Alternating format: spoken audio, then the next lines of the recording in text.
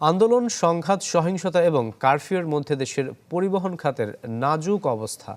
শুধুমাত্র চট্টগ্রামে বাস মালিকদের গড়ে প্রতিদিনের লোকসান কোটি টাকার উপর।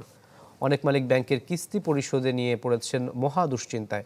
গাড়ির চাকা বন্ধ থাকাকালীন কঠিন সময় গেছে শ্রমিকদেরও। জ্বালাপোড়ার মধ্যে কী পরিমাণ ক্ষয়ক্ষতি হয়েছে তা নিরূপণে কাজ করছে মালিক ও শ্রমিক সংগঠনগুলো। বিজলি কেবলস যে কোনো স্থাপনার বৈদ্যুতিক সংযোগকে রাখে নিরাপদ। বিজলি কেবলস, নিরাপদ আজীবন। কোটা সংস্কার আন্দোলন ঘিরে অবরোধ, শাটডাউন, তারপর সংঘাত, সহিংসতা এবং সবশেষে কারফিউ। সব মিলিয়ে চট্টগ্রাম থেকে ঢাকাসহ দূরপাল্লার রুটগুলোতে যান চলাচল বন্ধ ছিল এক সপ্তাহেরও বেশি। বাসের চাকা ঘোরেনি, তাই প্রতিদিনই বেড়েছে লোকসানের পরিমাণ। টাকার অঙ্কে যা কোটি টাকার উপর। একইভাবে বন্ধ ছিল পণ্য পরিবহনে নিয়োজিত 10,000-এর বেশি গাড়ি। ফলে 48টি শ্রমিক সংগঠনের সব সদস্যই পার করেছে অলস সময়। লোকসান তো আসলে কর্তৃপক্ষের অনেকটা লোকসান হয়েছে। এটা শুধু পরিবহনে না, সব ক্ষেত্রেই লোকসান হয়েছে। যাত্রীদেরও লোকসান হয়েছে, যাত্রীরাও নির্ধারিত সময়ে অফিসে যাতায়াত করতে পারে নাই। অলরেডি আমার 2টা গাড়ি চালাই দিছে সিডিএম ট্রাভেলসের। এটা ঢাকা মোচাক মার্কেট বলে ওটাকে, কাশপুর ব্রিজের পরে।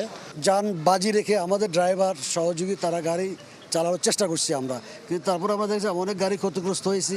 জানি না এ ব্যাপারে সরকার কতটুকু আমাদেরকে সাহায্য, সহযোগিতা, সহযোগিতা করবেন। আমাদের শ্রমিকরা, মালিকরা একদিন কর্ম করতে না পারলে ওনাদের বউ পোড়া নিয়ে, পরিজন নিয়ে, পরিবেশ নিয়ে অনেক কষ্টে পড়ে যায়। কারণ শ্রমিকেরা এমন একটা জিনিস, কর্ম করলে খেতে পারে।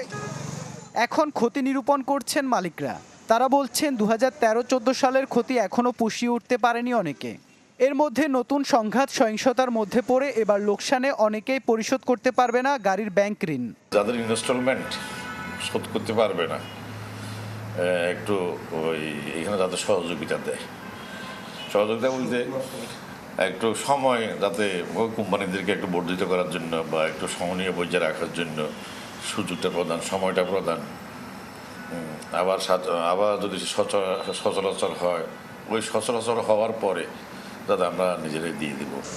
চট্টগ্রাম থেকে দেশের বিভিন্ন প্রান্তে শতাধিক রুটে দূরপাল্লার বাস ছাড়ে প্রতিদিন প্রায় 8 শতাধিক। ইবেন মীর, চ্যানেল 24, চট্টগ্রাম।